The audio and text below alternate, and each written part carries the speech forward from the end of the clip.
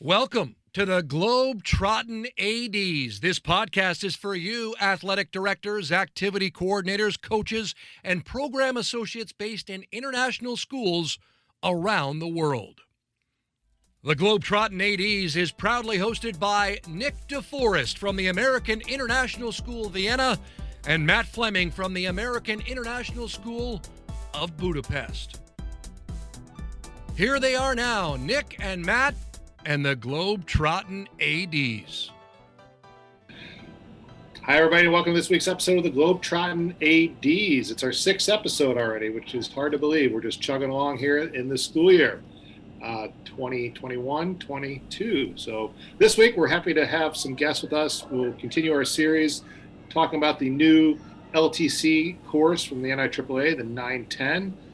This week, we're focusing on finding, retaining, educating coaches. So with this, we're going to have our special guests, Chris Mott, the AD over at International School Bangkok, and Turner Neal, the Director of Athletics at Concordia International School of Shanghai. But before we get to them, I'm going to say hello over in Vienna, my good buddy, Nick DeForest. Hey, yes. Hello, everybody. Thank you, Matt, for the intro. I'm doing a double duty today, I think, as one of the hosts, but also one of the members of this amazing three-person team for this section of 910. But I'm going to let, hopefully, Chris and Turner do most of the talking about all the great stuff we have. So let's get at it. Chris, Turner, welcome. Thanks for taking the time.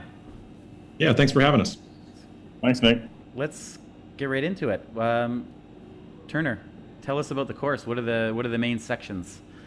Yeah, so we broke this down into three different parts. The first part is finding coaches. The second part is retaining and keeping those coaches happy, hopefully keeping them on board over the long term. And the third part is coaching development. How can we train and educate our coaches so that they can put out the best product for our students?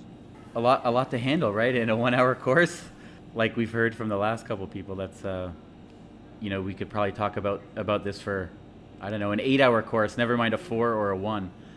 Yeah, I think that's what we found, right? As we were putting down all this material, the hardest part, I think, has been cutting it back and trying to figure out how do you make it into 16, 18 slides, whatever we're trying to do. And that's definitely been our biggest challenge, I think. Yeah, trying to get those main points. So let's go ahead and dive into it. With part one, we're talking about finding coaches. Sometimes they're already in place, of course, when you come into a school, or if you're somewhere you've been for a while, or they get a new hire comes in, but there's a lot of different ways we get our coaches. So maybe you guys can talk a little bit about that part and give us an overview. Thanks, Matt. Yep. Well, welcome. It's good to be back. Thanks for having us again, guys. So the first section here we got is kind of about finding coaches. And I think a lot of the information in this course is focusing on kind of how can we find them, and what are we looking them for? Are they teachers? Are they outsourced? Or where are they coming from? It's kind of stressful, I think, at the beginning of every season a little bit, just filling up those last few. But it kind of always works out. I've tried the group emails to the whole school community. Hey, who wants to do this and who wants to do that? But I think the most success normally comes from going on and having those one-on-one chats, which I think is a great part of the program, as we look to try and work out who best fits what's program and which gender or which team or which age group or whatever it is. Just kind of going about and finding out what people want to do. But I would have to say, as difficult as it is always done, and I feel like everybody's always kind of looking at what's best for the kids. A big shout out to a bunch of coaches, I think, throughout the entire world, just everyone that's taken part, during a hybrid or online coaching programs over the last couple of years. It's not easy to be online all day with all the kids, but then to turn around and try and run something else that, meaningful with the kids afterwards and give them a great experience, I think really speaks a lot to the people that we have involved in our programs. And I'm just super proud of everyone from ISB, of course, but I know that same thing's been happening everywhere. Right now, for us, it's really tough to find coaches for our upcoming basketball season. I just came from a meeting trying to fill some holes, and some people have stepped back. They didn't want to coach, feel like it's too busy right now. Some new people don't want to take that step into something different and new right at this time. We definitely here at AIS have used some of the points that we've put in this presentation to try to strategize and find some new coaches. So there's something in there, I think, for everybody, no matter what year it is or what's going on.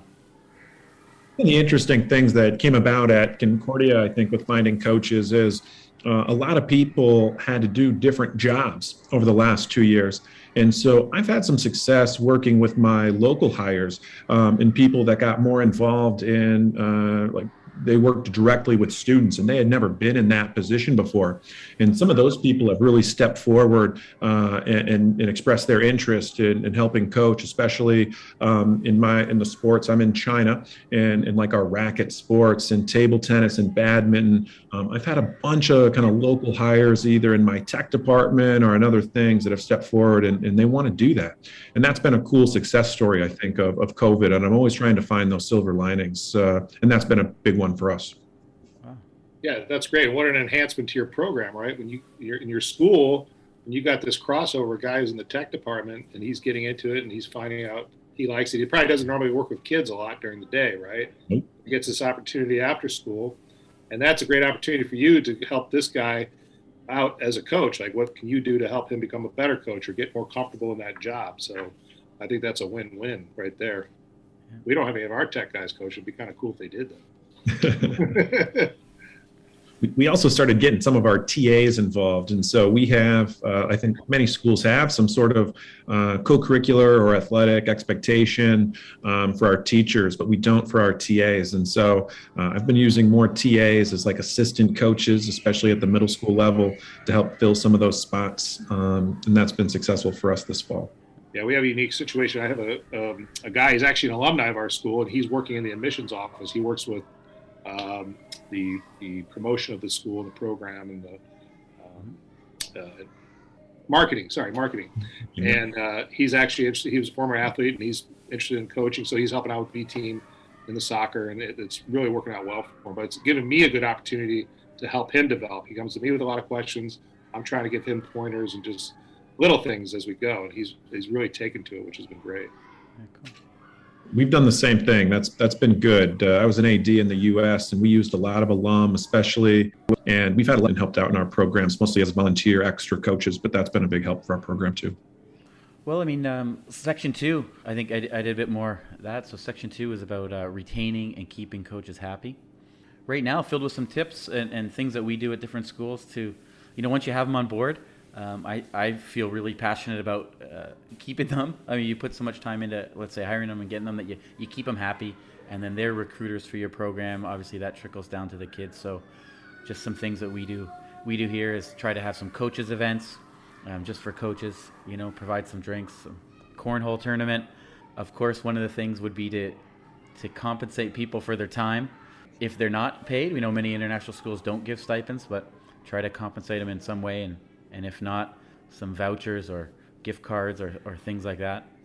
And then, of course, gear, coaching gear. They are representatives of your program, and if they're coaching in your school gear and looking good, I think they feel better, and then it trickles down as well. So, Chris Turner, some other things that you do at your school that keep them happy that we have on our list? I think providing just like encouragement and having good relationships with them. I think the biggest thing for coaches is that they put in a lot of time, and no matter what sort of stipend you give them, it's probably not enough. And so just popping into practices, and I'll talk about that a little bit for the development side, but just seeing them, making sure that they know that you see them, saying thank you, we appreciate it. I try to have as good of a relationship as I can with all those coaches, and get out and they know that we care a lot about them.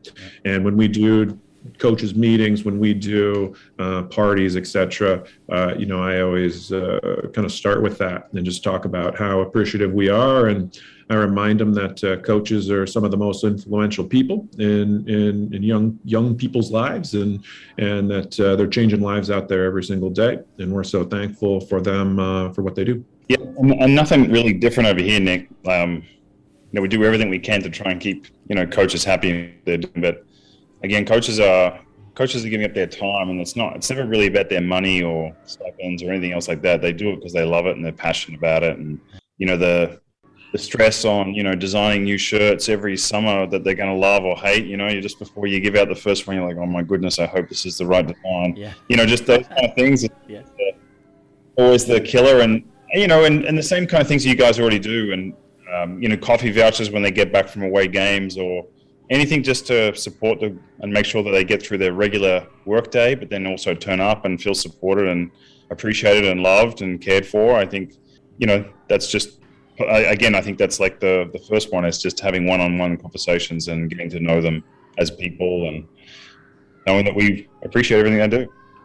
Yeah, I think another important piece too is follow up at the end of the season, either whether it's a conversation or whatever folks do to evaluate or just kind of recap and rehash the season, talk about some positives that came out, and then what do you want to do to build on that going forward for next year? Because I think that's important. It gives them a little bit to think about for going forward for the next year. Give them some ideas to stew over, and then maybe they can implement some new professional development over the course of the next year. So that's always a good way to, I think, keep folks happy or keep them engaged as you move forward at the end of the season to the next one. Right. Yeah, and we got that really in our coach development, right? Part of the evaluation process that Turner you just touched on. Maybe you want to talk about that.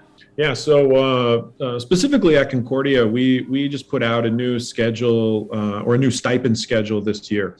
And I'm really excited about it, actually. Our stipends had not changed at Concordia for almost 6 years. And so I had some time last year, as many of us did, to put some work into that. And so we rolled out a new stipend schedule that included some coaching PD. And so what I effectively said is I'd looked at lots of different programs. I ultimately decided to use the NFHS coaching ed. And I told my coaches that I would pay for them to get their AIC, which would get us to the level 1 as a school. And I would pay for the courses, and then I would increase their stipend if they did the courses. And so they got it for free, and then they got paid more money during the season for doing it. I also created kind of a bonus system where if I had high school coaches that were willing to come down and work with middle school, and I would oftentimes partner them with new coaches, I created a financial incentive for them to go and do that so that my middle school coaches, they have more access to my upper level coaches. A lot of times my high school coaches weren't so interested in doing that, and I just tried to create a little bit more of an incentive for them. I tried to build up a structure with my fitness and could have different assistants along the way. And so those new coaches would have access to that more experienced coach. I also started a book club, and so we gave out Chop Wood, Carry Water, and Pound the Stone from Josh Medcalf. Those books were recommended to me by my good friend Scott Hosick at SAS Pudong, and just phenomenal books. So any of our coaches, if they wanted to read them, we bought them. We bought some copies for our library as well, and we recommended that. Cool. Some of the other things that we do is we have regular coaches meetings where we talk about different issues that may come up. And then I said this earlier, but I really like to pop into practices when I can. I watch a training session. A lot of times I jump in as a player. I ask stupid questions sometimes that get a good laugh, but I think is also maybe poignant for the coach. And the coach thinks like, oh yeah, like he's making a point, and that might be helpful to them. And then we'll give maybe some written feedback at the end of the practice about what I might do. And when I do that, of course, it's always like, this part was awesome. This part was awesome. What if you did it, this way? I wonder if X, Y, and Z. And so that's the way I like to try to work with my coaches in that way. And then at the end of the seasons, we do some surveys with our students. And the key things for me that I ask, and then I share this with coaches, as I said, there's a lot of questions, but it breaks down into, did you learn something? Did you have fun? And do you plan to play again next year? And based on those three things, we've got a pretty good idea about how the coach did, and then we share that with the coach so that they can feel motivated the next year to do even better. Yeah, I like that student survey. I do a similar thing and find it very productive. Everything you said is Sounds awesome. Don't get me wrong, but yeah. Chris, what about you in Bangkok? I know you did some coach development, some new initiatives last year, and Yeah, totally. Turner's doing great things over there in Concordia. Like we don't. I mean, we're still relatively new here to Bangkok, and we haven't really stepped into the surveys world and those things yet. I'm just kind of waiting until things get back to normal. But last year, we were lucky enough to reconnect with Nathan Whitaker, who you guys remember from the conferences that we've run. yeah. And we had Nathan run a series of 8 weeks, 30 minutes every Wednesday. He would get on and he would talk to the coaches about different topics. And it was based upon Soul of a Team, his book. And then he just kind of shared, how to have difficult conversations and all those kinds of things. And it was brilliant because it was 30 minutes. Coaches weren't locked into all 8 weeks. They could pop in any 1 week that they wanted to. And a lot of the coaches just kept on coming back. And I had coaches or ADs from IASIS, they came as well, and just other local schools. It was kind of open to anyone that was interested. But I found that, while it was another 30 minutes on Zoom, it was literally 30 minutes from 5:30 to 6 on a Wednesday, and we just kind of did that last year. We're looking at doing something similar again this year. Watch this space, and we'll see how that goes. But I'm looking forward to more in-person PD than I am anything else via Zoom. Yeah, I think that's been an interesting change for ADs, and we're all in different spots on that. Like Concordia has been in person since April 2019. We've not had a single virtual day since then, right? And so it's very different for us. And before we kind of came on the air here, we were just talking about that, and we're back in full games. We've got parents in the stands. We're doing very different things than I think what other schools are. And so it's allowed us to maybe be a step further in that we had all these great ideas that came, just from the time of COVID when we had more time to think, right? And now we're actually in the implementation stage. And so it's been really fun to kind of see that happen. And we have good conversations with other ADs that are still virtual as they're kind of getting these things ready. And I would always encourage the other ADs that are virtual, like you can still come up with these ideas and you can roll these out when you go live. And it's just it's an awesome opportunity to kind of reset your program. Absolutely. So as we start to go towards a wrapping this up because it's so much good information, but like all the other 9-10 things we've talked about, we don't want to give it away. But for you guys, what would be your biggest takeaways from this course? For me personally, I think our coaches are the lifeblood of our program. And so I've listened to some of these other ones, but I'm going to say our section is the most important one because we gotta get our coaches ready to go. We've got to get them hired, retain them. We got to train them because they're the people that are on the ground working with students every day. And so that's been a huge takeaway for me. And it's been an awesome experience, frankly, to be able to talk with other high quality ADs around the world about what they're doing, because it gives us ideas and it just allows us to kind of bounce those things off of each other. So it's been an awesome experience for me. Yeah, for me it's probably similar, but it's being able to have the conversation about what does continuity look like and kind of reflecting on what we're doing and what we could be doing. And I think it's that ongoing challenge or battle, and not being protective with our programs or our information or what we're doing, but rather talking to everybody about, hey, what are you doing and how can I use that towards what I'd like to achieve? Or is there another path for that? Because I think sometimes we kind of protect our own programs and not wanting to share and we're in it. All of us are all in it for every kid in every program, no matter which tournament or which school or whatever.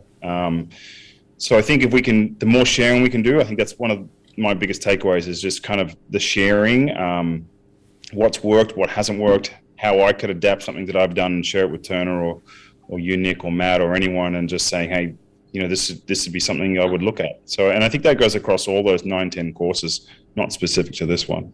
Nick, how about you? Other than the challenge of squeezing this into 15 slides. Yeah. No, biggest takeaway I think for someone taking the course would be the realization, very similar to what Turner said, but the realization that coaches are the cornerstone of any program, and you can't take them for granted. If you have great coaches, that's not enough. You need to keep them happy and keep them developing. If you don't have great coaches, you need to work on getting more coaches and looking for different ways to maybe find coaches. So just how pivotal a role the coach is in your program would be the biggest takeaway. And then some, obviously, with tips to how to improve that or help yourself along the way. Coach Evaluator is the premier coach evaluation software for schools and athletic organizations and preferred coach evaluation solution of the NIAAA and the Positive Coaching Alliance. The system is completely customizable with an always growing evaluation template library for athletic directors to reference. There are not only evaluations for ADs to use, but also self-evaluations and parent-player evaluations of coaches. Learn more about digitizing and simplifying your coach evaluation process by visiting www.coachevaluator.com. Mention Globetrottin ADs to receive a $200 discount on the yearly rate. Kukri are a global multi-sport clothing brand specializing in providing the world's most prestigious schools with bespoke-made and designed team uniforms for students of all standards and abilities. If you are frustrated by inconsistent colors, branding, costs, and sizing across your school's uniforms, then it's time to discuss an offering where every sport is available from softball to soccer for male and female athletes at rates to suit your budget. To find out how Kukri could elevate the apparel of your student athletes to a professional level, email the team at contact@kukrisports.com. A dedicated sales manager will offer you a quote today. Mention this ad and receive a special offer on your coach or PE staff order. Great guys. That's a good little dive into our course, which is not finished yet, right? We still got some good work to go. But let's just switch, and we're asking everybody about the conference in December in Denver. So give us an update. Give our viewers an update. Turner, will you be there? I will not be there, unfortunately. Right now, we're not really allowed to leave China. In fact, kind of the most recent update is that we will probably not be able to leave China next summer, depending on what the situation is. But that's what I think we expect. We might be able to get out, but it'll be a risk for us. So not going to make it over there this December. Mm-mm. Chris, what about you? I really, really hope so. Yeah. We'll see how it all works out. I think November 1st, Thailand's supposed to open up to anyone who's vaccinated, and if that's the case, then quarantine goes away. Then, man, I'd like to get over to Denver. It's been like it's funny because it's only been 2 years, right? Last year was the only one, but it feels like it's been 10 years, and I'd really like to get back and see just to see everyone, see you guys as well, right? Just to just hang out a little bit and do a bit of learning. So I'm not out of the game. I'm just got to wait until maybe after November to see how it all shakes out here. Right. Yeah, it's tough. I think this would have been a really great year for the international community. We have the exam, working those courses, building momentum year after year. That it really could have been the biggest year for internationals. We'll put that off till next year, I think. All right. Well, as you, Turner, have lots of time in China, as you said, maybe more in the future, not going anywhere. Let's wrap up and have you share a little bit. What's your favorite thing about Shanghai, or something people shouldn't miss, or as an expat, what have you enjoyed the most? I think I would even talk about right now. Best part about Shanghai is life is pretty much entirely back to normal within the city limits of Shanghai. We have some limitations even now about being able to leave Shanghai. Mm-hmm. There's 0 cases right now in China, but we can't really get out of Shanghai. But it's a huge city, and everything is back to normal, and it has been back to normal for a long time. So Every restaurant, bar, tourist area is all normal. People live entirely normal lives. We wear masks when we go on to the subway or onto a bus. But other than that, it's totally normal. I live here in Jinchao, which is where a lot of Concordia and SAS Pudong people live. And it's an expat bubble where we like to hang out. You can speak English everywhere. Every restaurant has it. And if you go about 5 kilometers down the road, you can get into real China, and you can experience that. And the cost goes down about 75%. And so it's fun to get down there too. Yeah. Cool. Good mix of both, right? Absolutely. That's great. Chris, what about you as your second year in Bangkok? Well, I haven't really experienced it yet, right? It's there's not the hustle and the bustle going on. So I think for me right now, just on a personal level, it's there's so many people here that are into like cycling and fitness and running, but most importantly into golf. And I'm just enjoying the golf scene, right? We're on holidays this week, so the last couple of days, been playing golf, and it's just brilliant. Like, it's just good people, great golfers, or very social. So I'm really enjoying the kind of the balance part of being here and engaging in those different groups and enjoying that. But I would really like for Bangkok to open and get downtown and have some noodles and kind of have my kids, get in some rickshaws, do all those kind of things, just have a bit of fun and explore the city. Soon enough. All right. Well, guys, we want to say thanks a lot for joining us today. Great information, and thanks for your hard work in putting this together. I know you guys had a good time doing it, sharing these ideas and meeting up. I don't know how many meetings you guys took. How many meetings was it, Nick? Was it efficient?